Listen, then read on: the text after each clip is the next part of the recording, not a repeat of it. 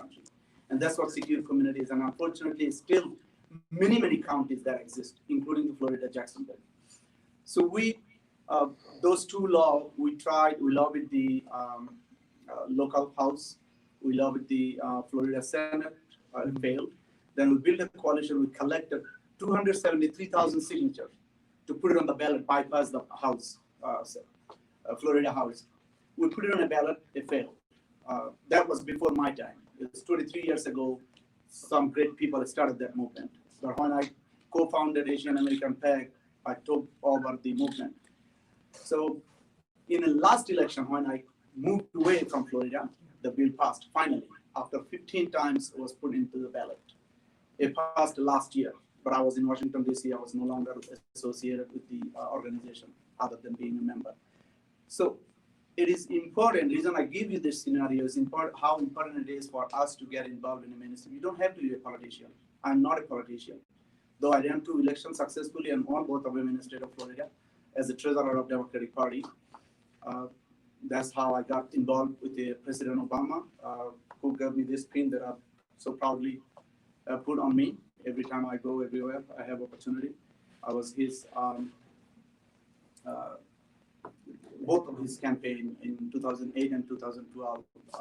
I ran one of his team in Jacksonville. And that's how I got into, somehow my name got into here. Though he called me in, gave me this pin for call to service award. That's something that he founded, and unfortunately, President Trump took it away with his executive order. Yes, it was a great initiative. So anyhow, I don't know what I'm supposed to talk about. Galip didn't give me any kind of direction other than I just want to talk about how important it is for us to get involved, because there are many issues like that I can talk about all day, and issues that will be still left on the table. There are so many issues that why we should get involved. Most recent election, I was a campaign manager for Dr. Rashid Malik in Georgia 37. Unfortunately, he lost. I supported many other candidates with Galip. Some of them are in New York, some of them in Washington, D.C. There is the most recent one in this state for attorney auditor, the state auditor, Dr. Mina Ahmed. I don't know, some of you probably heard me. Yes. I know Galip knows her. We did a fundraising for her, supported candidates in California, in Atlanta, in Florida. So there are 20 Asian American in general, specifically in Southeast Asia, candidates are running. The one thing they are lacking, I think Galip talked about a little bit, and the previous speaker talked about a little bit, is the technology that we are not utilizing. Though, if you see in any tech company, most of our skin color, most of the CIO, CTO, most of the developer, tester, the cybersecurity analyst, all Southeast Asian. Best majority, I would say, not all, but best majority of them. But we don't have a product that we can market. There are some, but not in the quantity-wise is quantifiable. And that's what we need. And we need a political arena too. So Galip and I actually talked about yesterday a little bit. He has an idea that we're going to probably see it, and hopefully we'll probably get some funding from this group, right? Inshallah. Inshallah, yes. What do we need? We need probably some sort of data, right? For example, Republican and Democratic Party has those, like the vote bank, where you can pull the data and demographic data.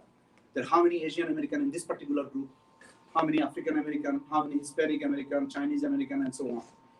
That is the data that politicians need, and it's very lucrative. You have to pay thousands of dollars to DNC or RNC to purchase those data that most of our Southeast Asian candidates does not have. And that is the issue, because we don't see the value. We don't contribute to their political campaign because we are comfortable in our own position, but we don't see what is my next door neighbor or my brother, my sister, my community members are doing. And that's what we need, the political will. And the only way, if you build the coalitions, the politician will listen to you, grievance, right? They will listen to you if you can show them that here there is a group who can mobilize 10,000, 15,000 voters. They will listen to you. They will come to you. Because if they don't see that, not often money cannot mobilize them. The reason is they see okay, how many, money is lucrative, but how many voters they can actually mobilize in my favor, in my support from this community. And that is what they look for. And the only way you can be able to give that data, if you have access to the DNC or RNC, or you have your own vote bank that you can build up. And that's what something we need all from tech companies to build some sort of apps that will probably be able to identify, like census, right? You can find out how many demographic lives in this zip code or in this county, and that's exactly what we need from the Asian American community at large, or perhaps Muslim community. There is a national Muslim caucus, but it's not enough they're doing to mobilize all the Muslims. There is a caucus also in the House, caucus also in the Senate, but they don't mobilize general people. So a little bit of how entrepreneurship can come a political value, or political value can come entrepreneurships, right? Something that what Khalid talked about with me a little bit. He probably going to talk about a little bit more about his idea. If you wanted to start up some sort of business, I'll give you one example. There isn't any sister city in the United States for Bangladesh. How many? Is there anyone from India in here? I know. How many sister cities from India in the United States? Do you know? 5. Bangalore is of course the first one. Now, what is the value of the sister city? Does anybody know? Sister city. So sister city is, let's say, I'll give you an example for Bangladesh. The capital is Dhaka, right? Since the Dhaka and this Winnsboro city became a sister city partner. So what that does, if you wanted to import something from Bangladesh, specifically in this city, you don't pay that import tax. And if you want to export something from this particular city to Dhaka, you don't pay that export tax. So that's the value. That's the number one. There are many other issues, diplomatic issues, many other things become more easier, a quicker path for you to do business with those sister cities. So India has a 5 of them. First one was Bangalore. Am I my time's up? No, okay. You can continue. So India has a 5 over. I tried to do, when I was the chief of staff for mayor of Jacksonville, I tried that with Bangladesh. With the bureaucracy and everything, obviously I didn't succeed. I continued to lobby. Fortunately, we have an ambassador that is coming next month. Is my cousin. We're going to try it again to do it in Washington, D.C. or in Baltimore, because Baltimore is probably the next hub for the import. So that's the value of the sister cities. So I tried because I was importing T-shirts. I was importing T-shirts from Bangladesh. And I was trying to find out a way to manipulate the Uncle Sam taxes legally.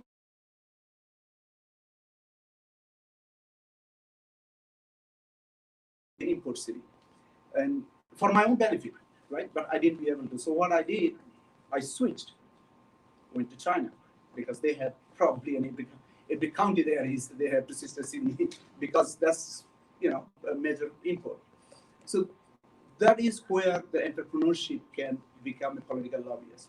So I love it because I was at the mayor's office as a chief of staff. I had a lot of influence.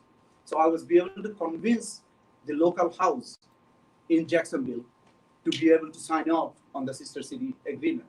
But I successfully failed in Bangladesh, or in my home country, because of the political bureaucracy, to show them the value of the sister city. Says, look, this is what I will say, but think of how many other people can be able to benefit importing or exporting from Dhaka.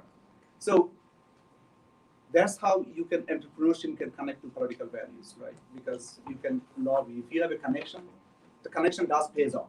We all know that. Whether it's in the government, political, or in a personal, the connection always does. Okay. All right. I'm going to stop talking. If anybody has any question, I'll answer those questions. All right. Yes, anyone has a question, feel free to ask. How important is it for our youth now to get involved in politics? I know 10 years ago, we didn't really care about politics, but now it seems like it's more of a trend. So yes, why is it important now? Very important. It was important as now, probably 10 years back, but they didn't see the value. Now they probably start to realize there is a lot of things that they can do make a positive impact to the society, for the community. Not there is a lot of dirtiness in the politics. We all know that that's everywhere, the face of the earth. But there is a lot of positive impact that you can make a lot of positive policies. We all see the Black Lives Matters, right? Well, 100 years ago, it's the same movement. This is not something new. Right back in 99 years ago in Tulsa, right? That same movement happened. It's just the alarm is continuously ringing and we just keep snoozing it. And 100 years later, we still keep snoozing it. So this is not new. But now, people realizing it's not only Black Lives Matter. Yes, it often, unfortunately, happens more often to them than probably other race, but it does happen to all of them. Perfect. We have one more question. Yes. If you want to very quickly ask, brother. Yeah, I was gonna ask, sometimes what if we run into the issue where we're not represented properly? Correct. So, for me, for example, being Egyptian, it's very hard to categorize us because legally in America we're white. Then if you ask an Egyptian what are you? You could be Nubian, or you could be Upper Egyptian, or you could be something else. And because of that, it's very hard to gather data on us because when we check on the census boxes white, they can't help us because that's not true. It's not So, identifiable. Right. So I mean that's just one example of Egyptians, but I'm sure maybe that affects others as well. Because Absolutely. So In order to make changes, you have to be in the negotiation table. I can scream all day long from outside, but nobody's listening from the inside. In order for you to make any kind of changes, you have to be inside. And the only way you can get inside is through the political process.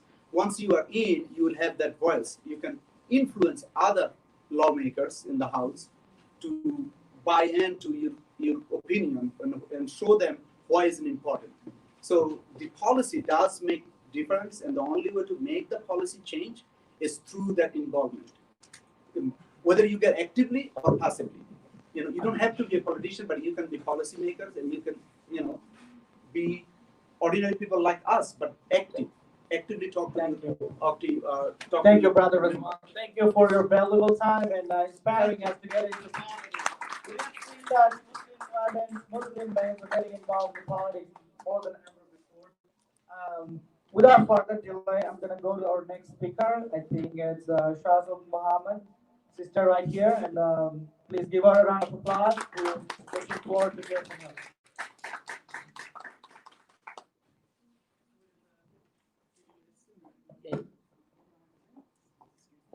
Give me this one mouse here.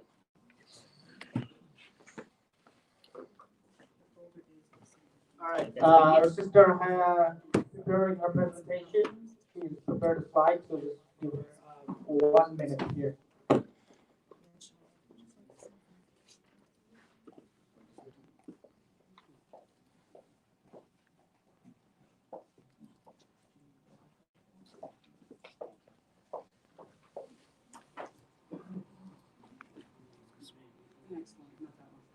Not that one.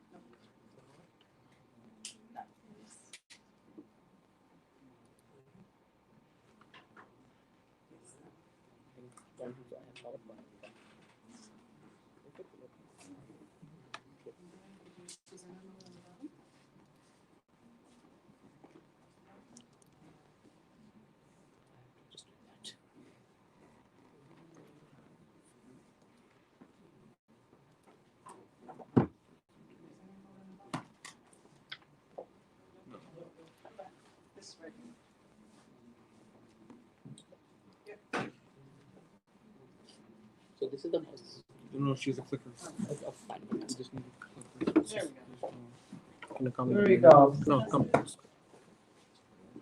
Close. Just like that. Yeah. Have you plugged that? Yeah, just give me that. You lift it.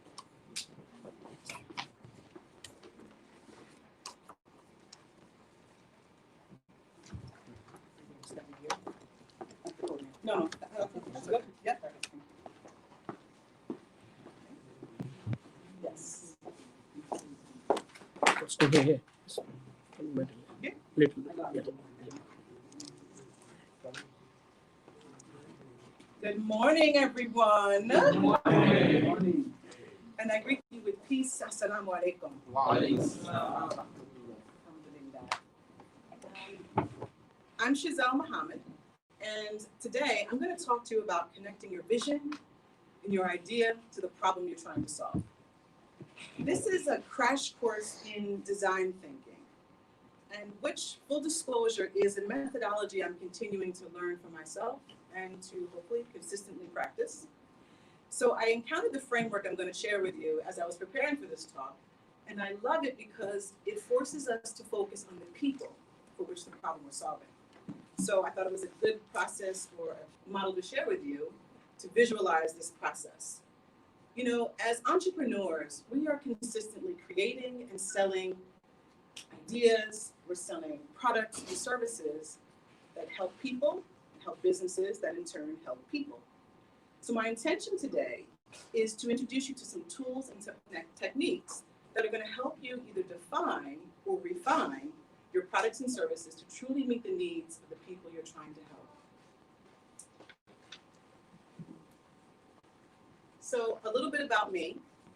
I'm the lead consultant at my firm, Eunoia Global, and I specialize in helping individuals and organizations get from where they are to where they want to be. Which means I spend a great deal of time thinking about problems and how to solve them. And the word Eunoia, the name of my organization, comes from the Greek word euovia, which means goodwill. In psychology, it also means beautiful thinking. And Aristotle used eunoia, and he said that eunoia describes the kindness and benevolence that forms the ethical foundations of human life. I'm here today because my life purpose, subhanAllah, is to connect with the people that Allah subhanahu wa ta'ala puts on my path as we together cultivate the best in humanity by first cultivating the best in ourselves.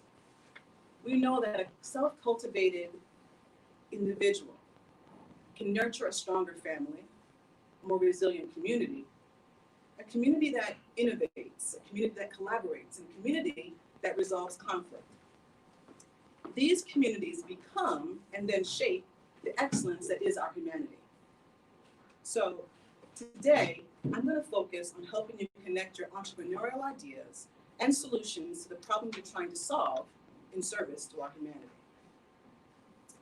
Here's an overview of how we're going to spend our time the next few minutes. I'll share a brief overview of design thinking. I'll give you a high-level review of the steps in the process. Then I'll do a quick recap, share some resources with you, and then do some Q&A. So, ready to get started? Yes. All right. Alhamdulillah. So, what is design thinking? The truth is, there really is no one specific answer. Design thinking is an idea. It's a method, it's a strategy, it's a way of seeing the world, especially a way of seeing problems. I like this definition from the CEO of IDEO, and he says that it's a human-centered approach that integrates the needs of people with technology and business. He also said that design thinking teaches practitioners, all of us, to systematically apply human-centered techniques to solve problems in creative and innovative ways in our designs, in our businesses, in our homes, in our communities, in our countries, and in our lives. IDEO is a global design company that seeks to create positive impact through design. And I really like their approach because it, again, forces you to keenly focus on the needs of the people you're trying to help. And I use their resources as one of my prime sources in this presentation, and I'll share their information at the end so that you can learn more.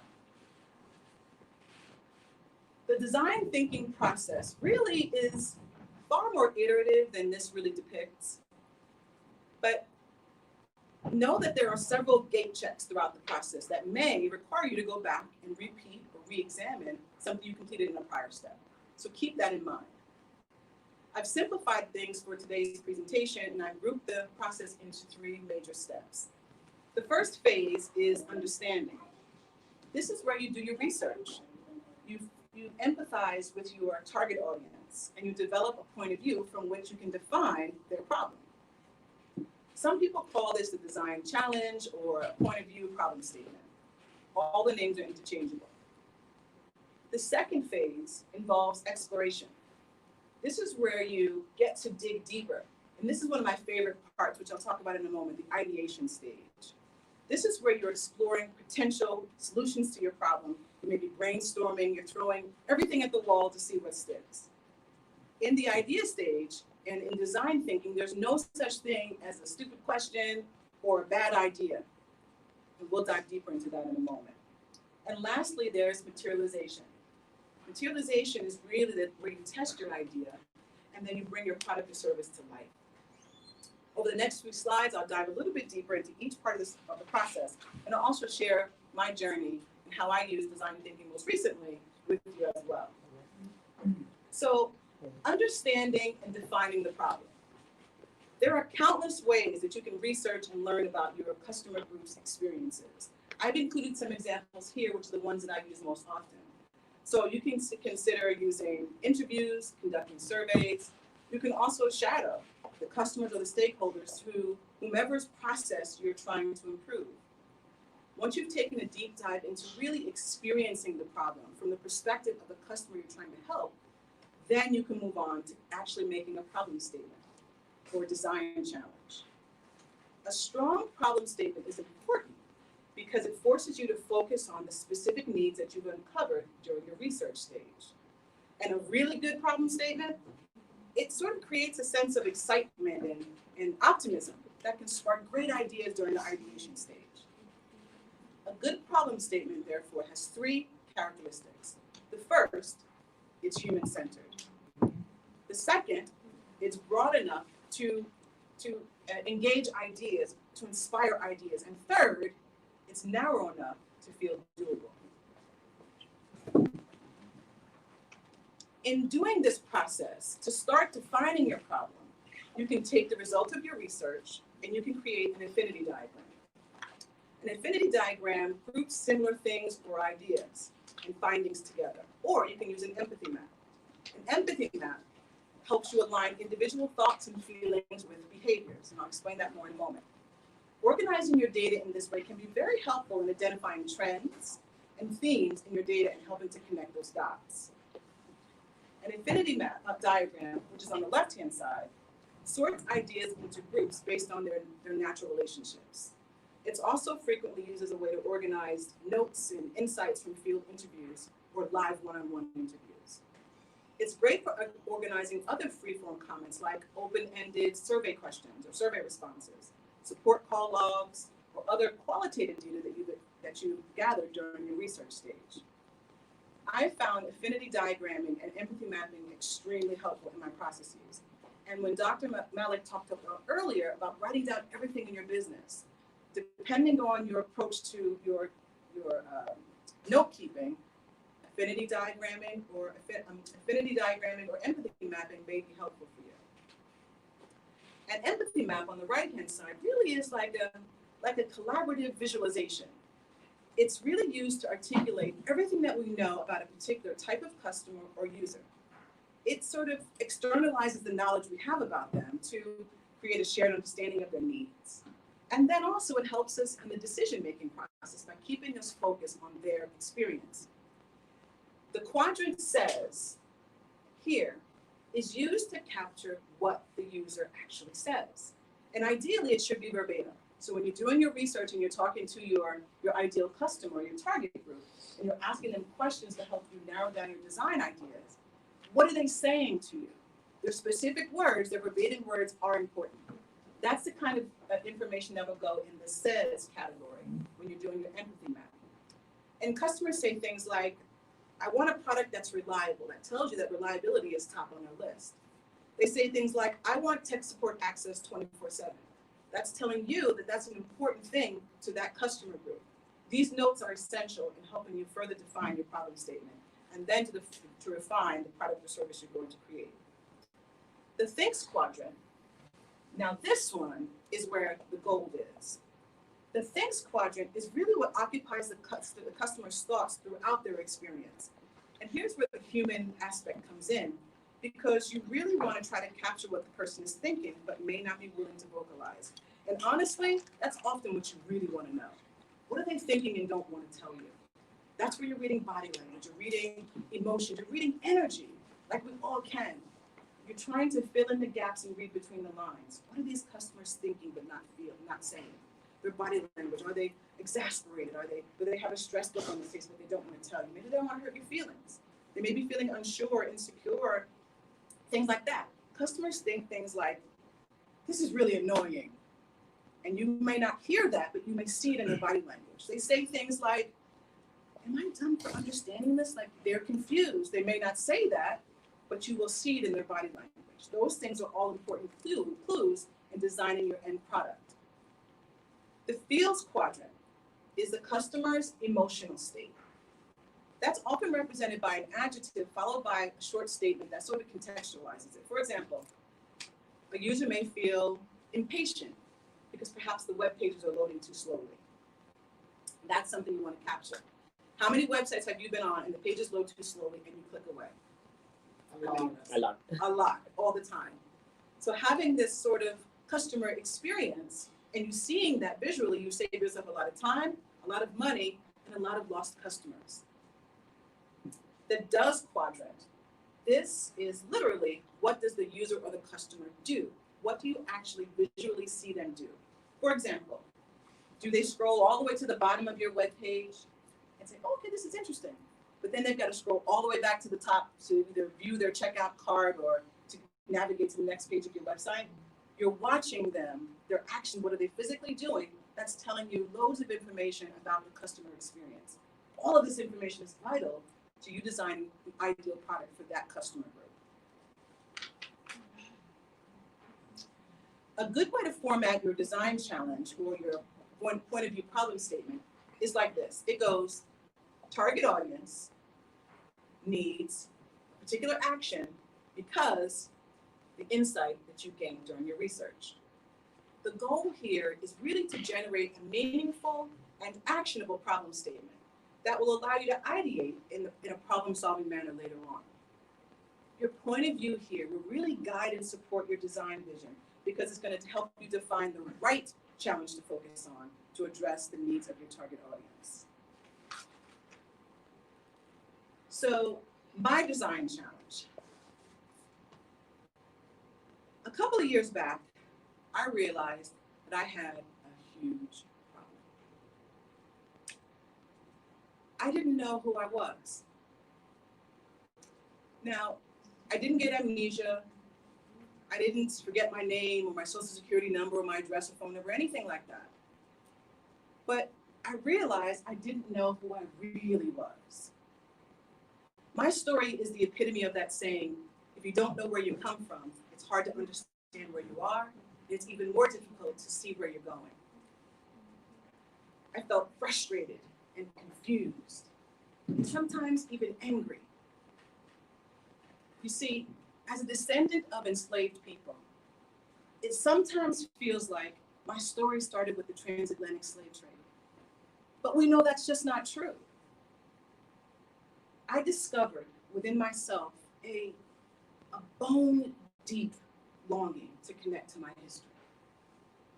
I knew that other people might feel the same way, and I thought about how different my life might have been had I been able to address this challenge as a teen. This was an intuitive thought. It wasn't based on my research or data per se, so then I had to do the work to better understand my target audience. I was already working with the Boys and Girls Clubs of Mercer County, and I knew I wanted to continue to serve that population in that community. So I met with the team members. I met with the staff. I met with administrators, and I conducted rounds of interviews. I did shadowing, and I also did mapping. I mapped survey data they had already collected, and that was to better understand their needs and their problems. And you know what? It also helped me to understand what they had done in the past so that I could really see what services might be the most helpful for them.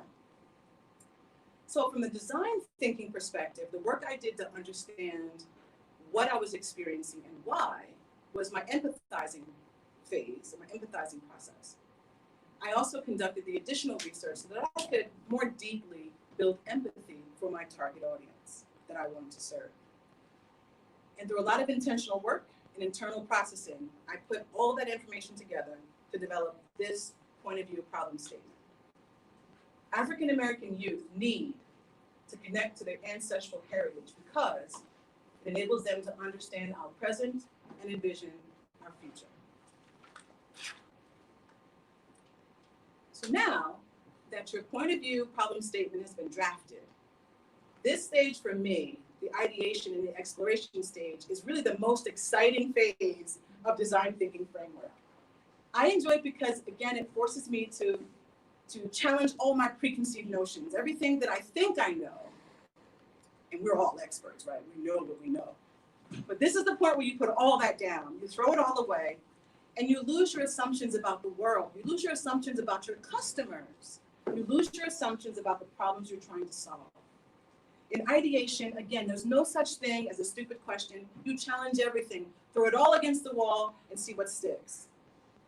One tool that can help you with that ideation is the phrase, the how might we question. So it's a good starting point for refining your problem statement within a given context or set of constraints. The question is designed to inspire broad thinking and spark creative ideas. So you ask yourself and your team, given our context and our particular set of constraints, how might our target audience achieve this particular action for the particular outcome that we noted in our problem statement? So let's talk about what that looked like for me. In 2018, I left my comfy corporate job to run my business full time. And last year, I finally took a homecoming trip to the continent of Africa. This was an incredible 6-week journey where I connected with the hearts of people that inspired me and inspire me today in this very moment, and nature that simply took my breath away in Kenya and in Ghana. I walked the ground where my ancestors had walked in Ghana. I bathed and washed in the rivers where they had washed. I stood where they had stood. I prayed where they had prayed. And I cried where they had cried. Feeling the love, the pain, the sorrow, but also the determination and the resilience. The love of the hospitality and the warmness in the embrace of my African sisters and brothers. The more I learned about my ancestry and experienced my sisters and brothers for myself, the more I felt connected to myself. The best way I can describe it is like I became African American for the first time at 47. My worldview was transformed because a lot of how I saw myself had then been transformed. I thought, what impact might this have on African American youth, particularly from our underserved demographics? So my ideation process resulted in this how might we statement. Given the transformative power of connecting with your ancestral identity, how might we help African American youth connect with their heritage so that they can understand our present and envision our future? This question helped me focus in on the solutions that would have the desired impact on the people I wanted to help. I thought about education, community building, discussions, conversations, and even traveling to Africa.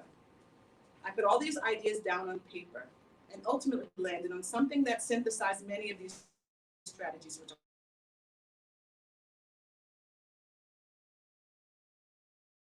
Your idea. In this third and final phase, your idea comes to life. The goal is to develop a quote unquote cheap version of your solution so that if it doesn't go exactly as you anticipated, you're not losing a major investment. If you are a fashion designer, for